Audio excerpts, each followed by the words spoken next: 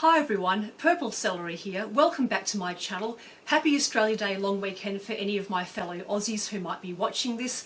Today I'm going to be reviewing episode 5 of series 12 of Doctor Who, Fugitive of the Judoon. So let's go do this video. Oh, and by the way, there will be massive spoilers for this episode, which I will be discussing in this video. So please don't say that you haven't been warned. So this episode, wow, just wow. I think this was Chris Chibnall at the top of his game, and props must go to the co-writer Vinay Patel.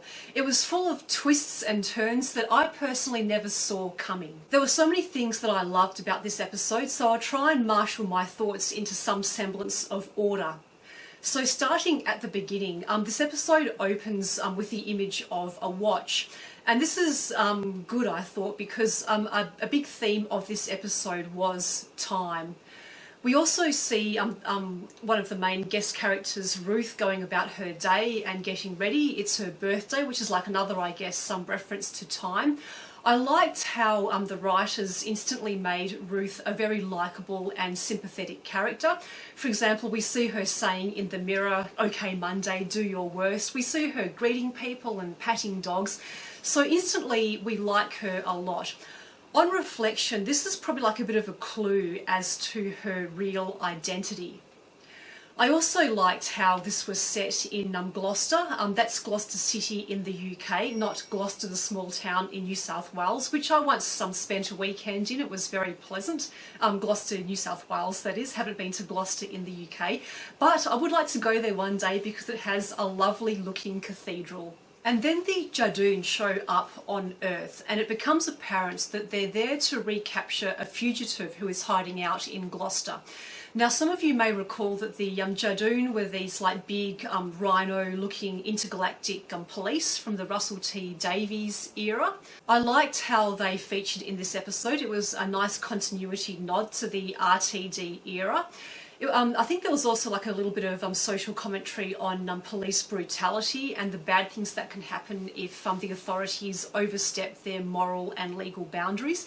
For example, we see in an early scene the Judoon shoot an innocent old lady in the back, which was quite shocking. So all these things by themselves, I think, would have made a good Doctor Who episode. But as it turned out, there were a few elements which elevated this episode to not just a good, but to a great episode. So this is where the first of the major twists come into play. So we see Graham and then Ryan and Yaz beamed up to a spaceship, which is being operated by Captain Jack Harkness. This was a massive shock to me. I did not see this coming. I'd somehow managed to avoid all of the spoilers. I loved seeing Captain Jack again. I loved his interactions with Graham and Ryan and Yaz. He was looking a little bit older, yes, but he was still his cheeky, flirtatious self. The way that Jack kissed Graham on the lips did bring a bit of a smile to my face. It was a little bit frustrating that we never actually got to see Captain Jack meet Jodie Whittaker's doctor in this episode, but I guess that's something to look forward to in the future.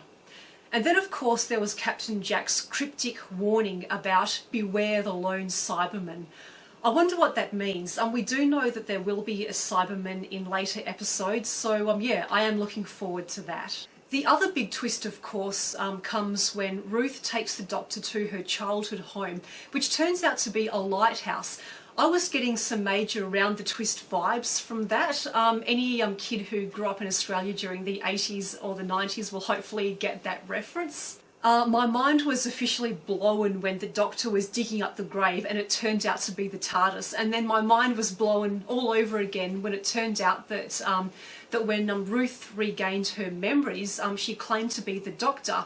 But of course, she didn't recognise our Doctor, and our Doctor didn't recognise her Doctor. So this brings to my mind a number of possible theories. The first theory is that Ruth really is the Doctor. She's one of the Doctor's past or future faces. I'm not sure whether she can really be a past face, however, because us as the viewer, we've kind of like seen all the previous incarnations. We've like seen the Doctor regenerate, so I'm just not convinced that she's a past face. If she was one of the Doctor's past faces, it means that somewhere along the line our Doctor's memory got wiped of her time as the Ruth Doctor. I guess the flip side to that theory is that possibly Ruth is like a future version of our Doctor, but our Doctor doesn't know it yet, and for some reason Ruth's memory got wiped somewhere along the line. Anyway, that's just the first theory. The second theory is that Ruth is not really the Doctor. She's basically had like false memories implanted into her brain. A bit like Jackson Lake's Doctor in the Tennant era episode, The Two Doctors.